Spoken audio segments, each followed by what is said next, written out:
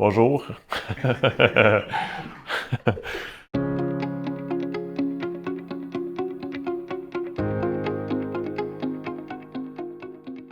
Donc, mon nom, c'est Hugues Gagnon. Je suis vice-président Innovation et technologie chez Coffrage Synergie. Je suis dans l'entreprise depuis maintenant bientôt 13 ans. Coffrage Synergie, c'est une entreprise de construction, entrepreneur spécialisé en structure de béton. Donc, on travaille dans différentes régions, dont Montréal, Québec, la région d'Ottawa, puis aussi depuis peu dans les Maritimes, dans la région d'Halifax. Fait qu'on s'occupe vraiment de structure de béton pour des projets d'envergure. Bon, la différence de travailler avec une équipe spécialisée comme Beam ou travailler avec une équipe en interne, en fait, premièrement, c'est de pouvoir engager du staff avec les compétences. Premièrement, c'est le premier défi. Après ça, les garder. Après ça, de mener à bien le projet, de monter les données, le temps qu'on ait des gens qui s'approprient tous les systèmes d'information pour bien les comprendre, puis colléger l'information, c'est quand même un projet d'envergure. Ça peut prendre du temps.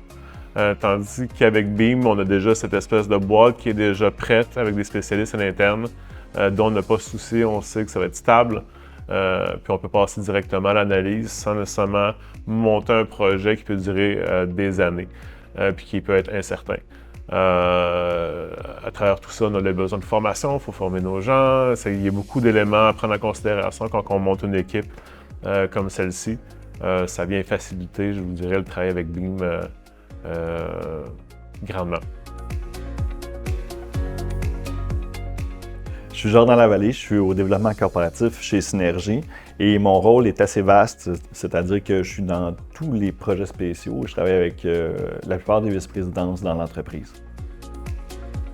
Un des principaux défis qu'on avait, ça serait plus un défi de main-d'œuvre, c'est-à-dire que ça nous prend des devs pour faire ça, ça nous prend des gens qui ont une connaissance au niveau du data warehouse ou peu importe le type de technologie utilisée.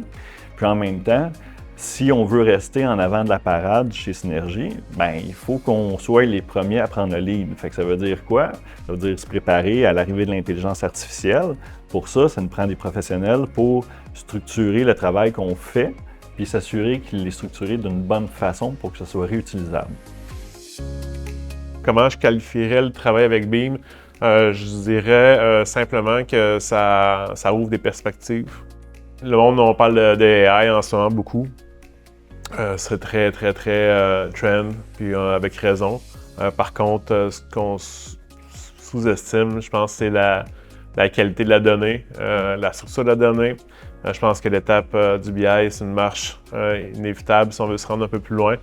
Beam nous a aidé à concrétiser cette marche-là ou à faire cette évolution-là pour justement éventuellement pouvoir capitaliser sur toute la donnée qu'on a engendrée de qualité, puis penser à passer à l'étape de l'AI. Un des gros défis qu'on avait chez Synergie, c'est le bon vieux tableau Excel. La structure de données n'était pas nécessairement là, mais les outils étaient bien utilisés et probablement trop maximisés. On a des gens que je crois pourraient avoir des PhD en Excel tellement c'était surutilisé. Puis tu sais, des macros par-dessus macros. Donc, avec une structure de données adéquate, ça nous permet de commencer à faire une migration sur l'automatisation de nos façons de faire et éviter la redondance aussi au niveau de l'entrée de données. Et puis ça, c'est quelque chose qui peut être terriblement frustrant dans une entreprise et je crois que particulièrement dans le domaine de la construction, on peut le voir de façon très généralisée. Depuis qu'on travaille avec Beam, le changement majeur, je dirais, c'est la façon dont on collecte l'information. On s'est rendu compte que probablement la façon que l'information était poussée dans nos systèmes n'était pas nécessairement exacte ou c'était pas nécessairement la meilleure façon de le faire. Donc, ça révise les processus à l'interne via notre équipe informatique.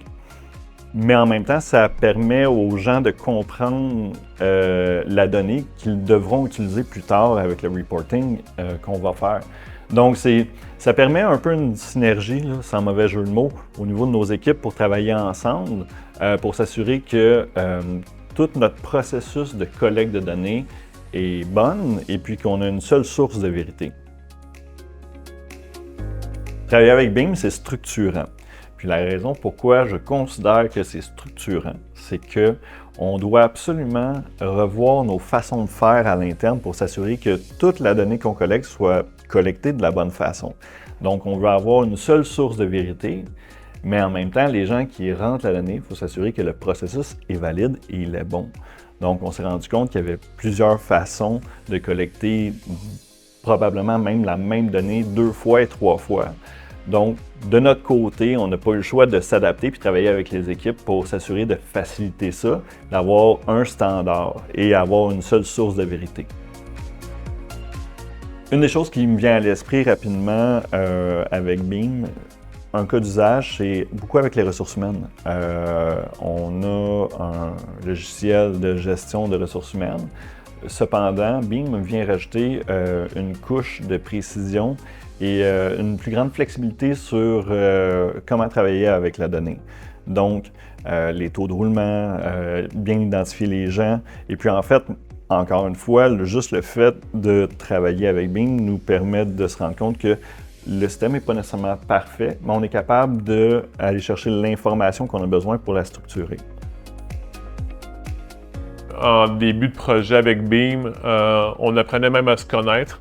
Avant tout, connaître les données, connaître nos façons de faire, même si on pensait les connaître. Fait que les premiers, ce que je conseillerais en fait, c'est de prendre quelque chose de très simple, puis de commencer directement avec un rapport ou une analyse qu'on connaît bien, et puis la reproduire avec ce qu'on peut faire avec nos données. Rapidement, avec l'équipe de BIM, on a vu non seulement des rapports qui révélaient nos données, mais on a vu aussi plus loin que ça. On a vu la possibilité de justement faire du forecast, de la prévision, ce qu'on n'avait pas nécessairement décelé au début du mandat. Donc, ça nous a permis d'ouvrir nos horizons à des possibilités qu'on n'a pas imaginées, en fait. Là.